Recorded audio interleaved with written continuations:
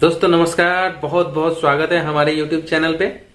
दोस्तों मैं बता दूं कि अभी नवंबर में मॉड्यूल 10, 11 और 12 करने हैं।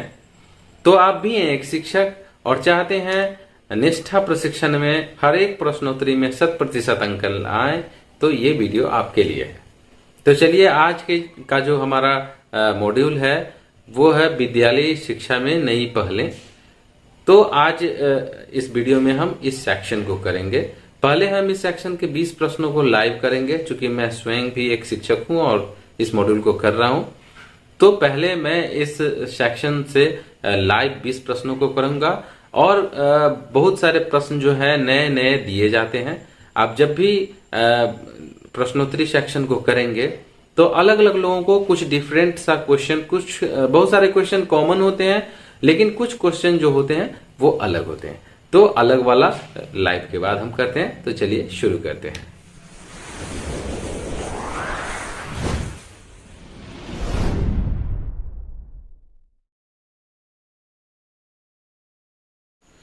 पहला प्रश्न है, वास्तविक समय में डेटा एकत्र करने के लिए सरकार द्वारा शुरू किया गया ऑनलाइन पोर्टल है। सही आंसर होगा UDICE प्लस एकीकृत जिला शिक्षा सूचना प्रणाली। इसको टिक करते हैं। नेक्स्ट, वास्तविक विद्यालयों तक पहुंचने के लिए कक्षा 1 से 8 के बच्चों को समग्र शिक्षा योजना के तहत परिवहन और अनुरक्षक सुविधा के लाभार्थी कौन है? तो इसका सही आंसर होगा विशेष आवश्यकता वाले बच्चे। इसको टिक करते हैं। नेक्स्ट, निष्पादन ग्रेडिंग संकेतक PGI स्कूली शिक्षा पर राज्यों और संघ राज्य क्षेत्रों के निष्पादन संकेतकों पर ग्रेडिंग के उद्देश्य से है। यह ग्रेडिंग कितने संकेतकों पर की जाती है? सही आंसर होगा 50 संकेतकों पर की जाती है। नेक्स्ट, 2018-19 तक के स्वीकृत कुल 5970 कस्तूरबा गांधी बालिका विद्यालय KGBV में से कितने कार्यरत है? सही आंसर होगा 4841, यानी कि 4841 विद्यालय। इसको टिक करते हैं। नेक्स्ट, अगला प्रश्न है, समग्र शिक्षा योजना के मुख्य घटक प्री स्कूल शिक्षा, समावेशी शिक्षा को बढ़ावा देना, पढ़े भारत बढ़े भारत, चौथा है आत्मरक्षा प्रशिक्षण, पांचवा है खेले भारत और छठा है स्वच्छ भारत अभियान। तो इसका सही आंसर जो होगा वो होगा 1, 2, 3, 4, 5। इसका सही आंसर होगा 1, 2, 3, 4, 5। तो इसको हम टिक करते हैं। नेक्स्ट, शिक्षा को किस संविधान संशोधन में समवर्ती सूची में शामिल किया गया है? हम सभी जानते हैं 42वें संविधान सूची में शामिल किया गया है, समवर्ती सूची में। इसको टिक करते हैं। नेक्स्ट, निम्नलिखित में से कौन सा राष्ट्रीय उपलब्धि सर्वेक्षण NAS के लिए सही नहीं है? तो इसका सही विकल्प है यह नियमित अंतराल में नहीं किया जाता है, जबकि ये नियमित अंतराल पे किया जाता है, तो ये गलत है। इसको हम ठीक करते हैं। नेक्स्ट, संशोधित समग्र शिक्षा के तहत परिवहन सुविधा डैश के लिए है? तो सही आंसर होगा माध्यमिक स्तर के सभी विद्यार्थी के लिए है। नेक्स्ट करते हैं, ओडिशा में निम्नलिखित में से कौन सी प्रथा को सर्वोत्तम अभ्यास माना जाता है? सही आंसर होगा मो विद्यालय अभियान। नेक्स्ट करते हैं, समग्र शिक्षा के तहत विद्यालय में आत्मरक्षा प्रशिक्षण का उद्देश्य डैश है? सही आंसर होगा लड़कियों की सुरक्षा सुनिश्चित करना। अगला प्रश्न है, समग्र शिक्षा का उद्देश्य विशेष आवश्यकता वाले बच्चे सभी CWSN को कक्षा डैश से एक निरंतरता में शामिल करना है। तो सही आंसर होगा 1 से 12 के बच्चे। परख डैश के साथ जुड़ा हुआ निकाय हैं, निष्पादन और समग्र विकास का आकलन, ये सही आंसर होगा। नेक्स्ट करते हैं, राज्यों और संघ राज्य क्षेत्रों में समग्र शिक्षा की कार्यान्वयन एजेंसी क्या है? सही आंसर होगा राज्य कार्यान्वयन समिति। नेक्स्ट करते हैं, समग्र शिक्षा योजना को डैश पुनर्निर्मित किया गया है? सही आंसर होगा राष्ट्रीय शिक्षा नीति 2020 की अनुशंसाओं के आधार पर। इसको टिक करते हैं। नेक्स्ट, समग्र शिक्षा एक एकीकृत योजना है जिसमें सरकार की 3 पूर्ववर्ती केंद्र प्रायोजित योजना है। तो सही विकल्प होगा सर्व शिक्षा अभियान SSA और राष्ट्रीय माध्यमिक शिक्षा अभियान RMA। तीसरा शिक्षक शिक्षा, ये सही विकल्प है। नेक्स्ट करते हैं, इस योजना का एक प्रमुख उद्देश्य अध्यापक शिक्षा के लिए संस्थागत सहायता प्रदान करने पर ध्यान केंद्रित करना है। सही विकल्प है अध्यापक प्रशिक्षण के लिए नोडल एजेंसियों के रूप में SCIRT या राज्य शिक्षा संस्थान डाइट का सुदृढ़ीकरण और उन्नयन। SCERT सभी जानते हैं। नेक्स्ट, राष्ट्रीय शिक्षक पुरस्कार योजना के अंतर्गत कितने पुरस्कारों को युक्ति संगत बनाया गया है? तो सही आंसर होगा 45 पुरस्कार को। नेक्स्ट करते हैं, निम्नलिखित में से कौन सा मध्याह्न भोजन योजना MDM का दृष्टिकोण नहीं है? तो ये अतिथि भोजन इसका दृष्टिकोण नहीं है। नेक्स्ट करते हैं, योजना डैश के तहत समझ के साथ पढ़ने की प्रक्रिया को सुविधाजनक बनाने के लिए पुस्तकालय संसाधनों का उपयोग किया जाता है। सही आंसर है पढ़े भारत बढ़े भारत। नेक्स्ट करते हैं, भारत में समावेशी शिक्षा के इतिहास में निम्नलिखित में से कौन एक मील का पत्थर है? तो सही विकल्प होगा सर्व शिक्षा अभियान। इसको टिक करते हैं। नेक्स्ट, तो आप देख सकते हैं total question 20, question answer 20, question skipped हमने एक भी स्किप नहीं किया। हम देखते हैं कितना सही होता है, तो हम यहाँ पे सबमिट कर, जैसा कि आप देख सकते हैं योर स्कोर इज 20 of 20। तो इसी प्रकार आप भी प्रश्नों को करेंगे, आपको भी 20 में 20 आएंगे। अब हम कुछ एक्स्ट्रा क्वेश्चन देख लेते हैं।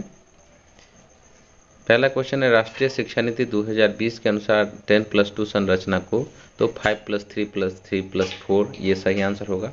अगला है, कक्षा की छात्राओं को समग्र शिक्षा के तहत आत्मरक्षा का प्रशिक्षण दिया जाता है 6 से 12 के क्लास के बच्चे को। किन कक्षाओं में बच्चों की अधिगम की उपलब्धि का आकलन करने के लिए राष्ट्रीय उपलब्धि सर्वेक्षण NSS किया गया है? तो कक्षा 3, 5, 8 और 10 सही आंसर होगा। अगला प्रश्न है, किस संगठन ने अधिगम के प्रतिफलों में सुधार के लिए एक संरचना बनाने के लिए एक प्रायोगिक सर्वेक्षण किया और विद्यालय आधारित आकलन SSB आयोजित करने का निर्णय लिया? तो NCERT सही आंसर होगा। अगला है, जिन्हें समग्र शिक्षा के तहत शुरू किया जा रहे हैं ताकि सीखने के प्रतिफलों को निष्पक्ष आकलन किया जा सके? सही आंसर होगा विद्यालय आधारित आकलन SBA। इसको टिक करते हैं। अगला प्रश्न लेते हैं, निम्नलिखित में से कौन सा सुधार समग्र शिक्षा में हस्तक्षेप नहीं है? सही आंसर है परामर्शदाताओं का प्रशिक्षण। इसको हम टिक कर देते हैं। लेते हैं अगला प्रश्न। अगला प्रश्न है, निम्नलिखित में से कौन सी पहल बच्चों की प्रकृति का अनुभव करने और बागवानी में रुचि पैदा करने में मदद करती है? सही आंसर है विद्यालय पोषण उद्यान।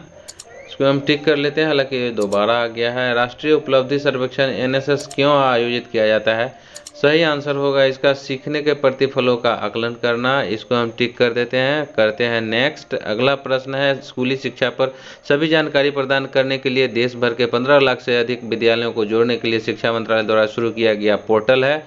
हम सभी जानते हैं सगुल पोर्टल का शुरू किया गया है। अगला प्रश्न है, विभिन्न परिस्थितियों में सभी राज्यों, संघ और राज्य क्षेत्र द्वारा कार्यान्वित किए जा रहे नवाचारों के सफल मॉडलों को प्रदर्शित करने स्कूली शिक्षा को बदलने के लिए समग्र शिक्षा के तहत किसे तैयार किया गया है? सही आंसर है डिजिटल रिपोजिटरी। इसको हम टिक करते हैं। अगला प्रश्न है, केंद्र प्रायोजित योजना CSS ऐसी योजना है जो डैश सरकार द्वारा कार्यान्वित की जाती है लेकिन डैश सरकार द्वारा बड़े पैमाने पर घोषित है? सही आंसर है राज्य या संघ राज्य क्षेत्र केंद्रीय। इसको हम टिक करते हैं। अगला है, समग्र शिक्षा योजना का विजन क्या है? सही आंसर है शिक्षा के लिए सतत विकास लक्ष्यों SDG के अनुरूप प्री स्कूल से उच्चतर माध्यमिक स्तर तक समावेशी और समान गुणवत्ता वाली शिक्षा सुनिश्चित करना। इसका सही आंसर है, इसको हम टिक करते हैं। लेते हैं अगला प्रश्न। अगला प्रश्न, शिक्षा का अधिकार अधिनियम 2009 के तहत सभी निजी विद्यालयों को अधिक रूप से कमजोर पृष्ठभूमि में आने वाले बच्चों के लिए अपनी सीटों का डैश प्रशिक्षण आरक्षित करना आवश्यक है? तो सही आंसर होगा 25% सीट जो है निजी विद्यालय में रखा गया है गरीब के लिए। अगला प्रश्न है, कक्षा की छात्राओं को समग्र शिक्षा के तहत आत्मरक्षा का प्रशिक्षण दिया जाता है? सही आंसर है 6 से 12 वाली कक्षाओं को। अगला प्रश्न लेते हैं हम, इसे टिक करते हैं। अगला प्रश्न है, समग्र शिक्षा योजना का मुख्य बल 2T पर केंद्रित करके स्कूली शिक्षा की गुणवत्ता में सुधार करने पर है। एक शिक्षक है और दूसरा T का मतलब होता है प्रौद्योगिकी यानी टेक्नोलॉजी। तो दोस्तों ये थे कुछ प्रश्न। तो इसके अलावा भी 3-4 प्रश्न छूट गए हैं जिसे मैं मौखिक ही बता देता हूँ। इसमें पहला प्रश्न जो है वो है UDICE का फुल फॉर्म क्या होता है? तो मैं आपको बता दूं कि unified district information system for education इसका होता है। हिंदी में बताऊं तो इसका होता है स्कूली शिक्षा पर एकीकृत जिला सूचना। इसके बाद पूछा जाता है कि कस्तूरबा गांधी का उन्नयन किस क्लास के बच्चों के लिए किया गया है? तो वो 6 से 12 क्लास के बच्चों के लिए कस्तूरबा गांधी है वो किया जाता है। उसके बाद है समग्र शिक्षा के अंतर्गत पुस्तकालयों के उन्नयन और विकास की मजबूती के लिए कितने पैसे दिए जाते हैं? तो इसका होगा आपको 5 से 20 हजार रुपये उनको मिलता है। एक प्रश्न पूछे जाते हैं कि मनोदर्पण ऐप, जो बनाए गए हैं किस चीज के लिए बनाए गए हैं, तो वो बच्चों के मनोवैज्ञानिक सहायता के लिए मनोदर्पण ऐप बनाए गए। तो दोस्तों ये थे हमारे मॉड्यूल 11 के इम्पोर्टेंट प्रश्नोत्तरी वाला भाग।